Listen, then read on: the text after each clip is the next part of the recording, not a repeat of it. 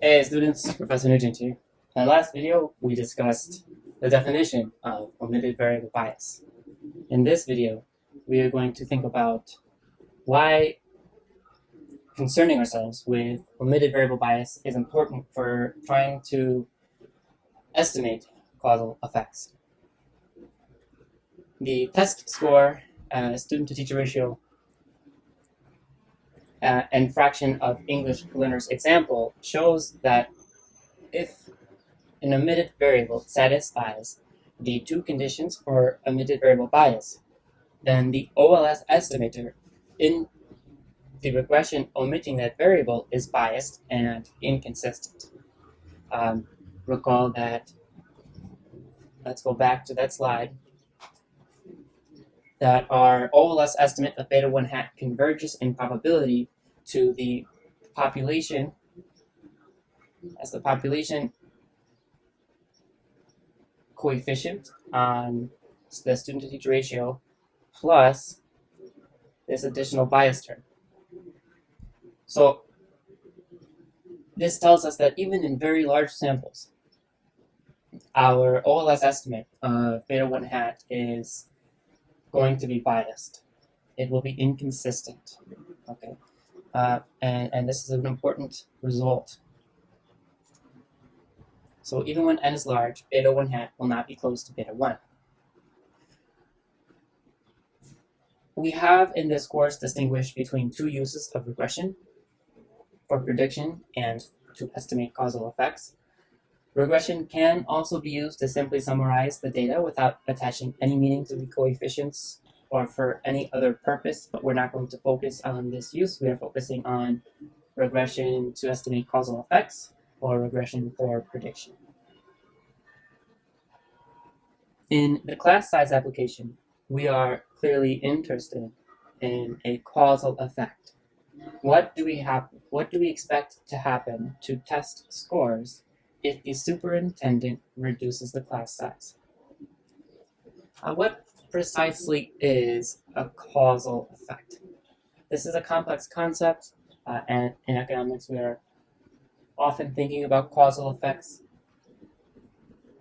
You may recall from your ECO321 class that correlation is not causation, right? And so the regression equation is giving us correlations, and we need some conditions to be in place in order for us to identify that correlation between the independent variable, the regressor, and the dependent variable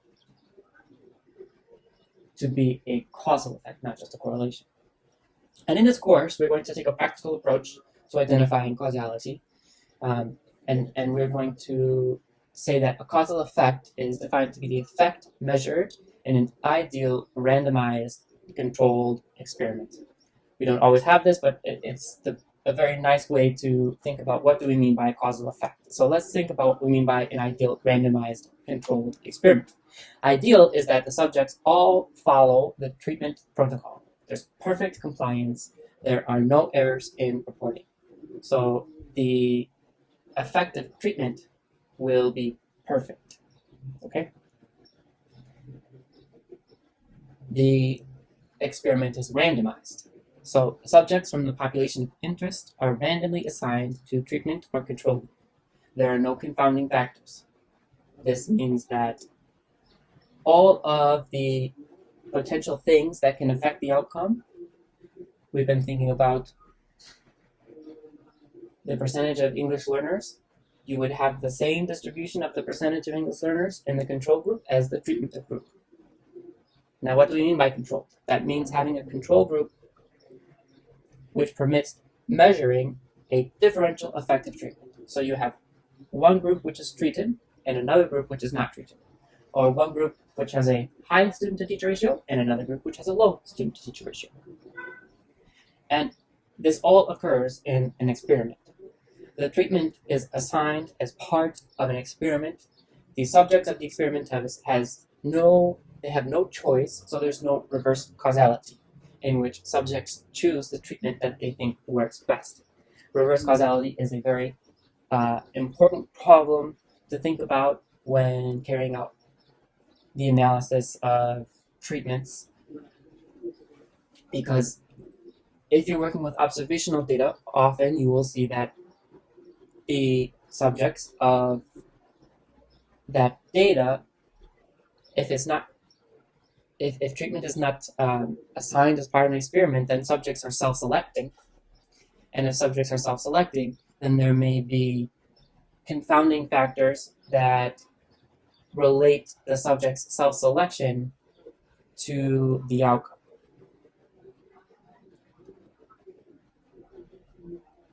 An example of this might be, I want to know how well an extra credit assignment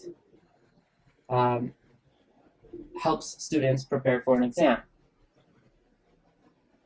The trouble with that is the students who select to do the extra credit are also typically going to be the students who are going to prepare more and do better on the exam. And so there is a problem of reverse causality in that relationship, in trying to figure out how well the student does on the exam, in the same way that the student who does well on the exam is also likely to choose to do extra credit. Let's go back to class size. Imagine an ideal randomized controlled experiment for measuring the effect on test score of reducing the student-to-teacher ratio. In that experiment, students would be randomly assigned to classes, which would have different sizes. We could think about a treatment and a control group, where the treatment is low student-to-teacher ratio, control group is high student-to-teacher ratio. Or we could think about a spectrum, where students are randomly assigned to districts where there are different student-to-teacher ratios from low to high. Because students are randomly assigned, all student characteristics would be distributed independently of the student-to-teacher ratio. So we are thinking about the percent of English learners being independent of the student-to-teacher ratio. This means that if we have random assignment, we would expect approximately the same percentage of English learners across all of the districts if we had random assignment, so that there would be no variation to take from the percentage of English language learners, because they would all be the same. Thus, in this ideal class size experiment, the expected value of the OLS residual given the student-to-teacher ratio would be 0. That is, we would be satisfying least squares assumption number 1. It holds in a randomized controlled experiment. So how does our observational data differ from this ideal randomized controlled experiment? The treatment, it's not randomly assigned, right? Students are not randomly assigned to districts. If we consider the variable PCTEL, the percent of English learners in the district, this factor, it plausibly satisfies the 2 criteria for omitted variable bias. This factor is a determinant of Y. We have discussed the percent of English learners being important for test score. That is, it can be challenging to take a standardized exam in a language that is not your native language, right? So the more folks who are taking the exam who are not native English speakers, the lower the test score is likely to be. So it is a determinant of Y. Next, the percent of English learners is correlated with the regressor X, as districts with more immigrant communities are more likely to be less affluent, therefore have less resources and higher student-to-teacher ratios. Thus, the control and treatment groups, that is, low student-to-teacher ratio groups and high student-to-teacher ratio groups, differ in a systematic way. So the correlation between the student-to-teacher ratio and the percent of English language learners is not 0. It's positive, right?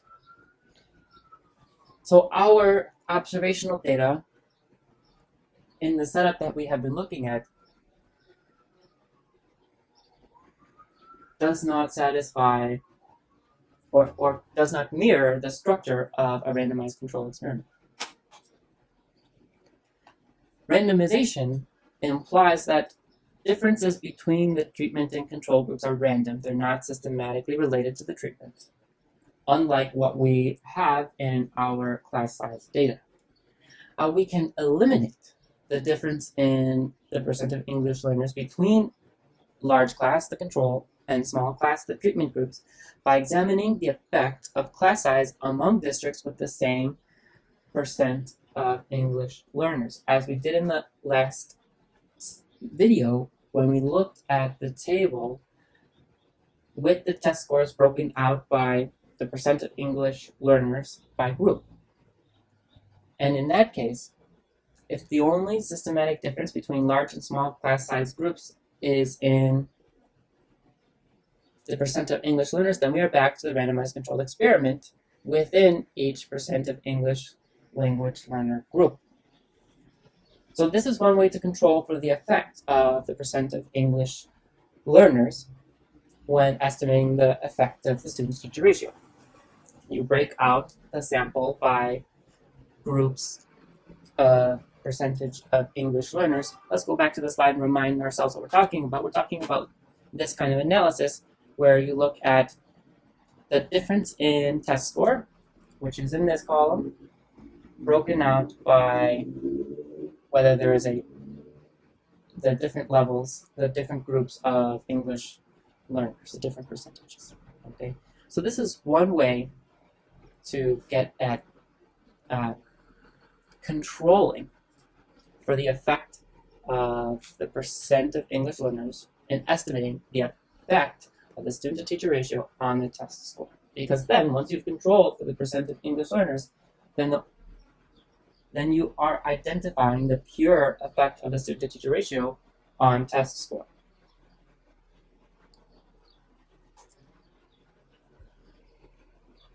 There are 3 ways, really, to overcome omitted variable bias. We can ideally run a randomized controlled experiment in which treatment is randomly assigned. Then the percent of English language learners will be a determinant of test score, but it will be uncorrelated with the student-to-teacher ratio because you will have the same distribution of the percent of English language learners in your treatment and control groups.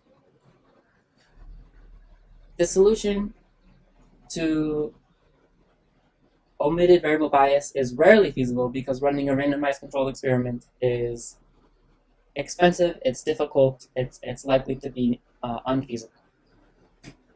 The second way to overcome omitted variable bias is to adopt the cross-tabulation approach with finer gradations of student-to-teacher ratio and the percent of English learners within each group, as we did in that table, breaking out the different levels of percent of English learners. That way, all classes that have the same percent of English learners are compared for their different ratios of students to teachers. And so the effect of student-to-teacher ratio on test score is purely identified, controlling for the effect of the percent of English learners. The problem with this is soon you run out of data because there are other determinants like family income and parental education. And so we arrive at our third and most effective solution, which is to use a regression in which the omitted variable, the percent of English language learners, is no longer omitted. We take that variable out of the residual, we put it in our regression, include it as a regressor in multiple regression. Okay, so this is the solution, multiple regression. And in the next video, we introduce multiple regression.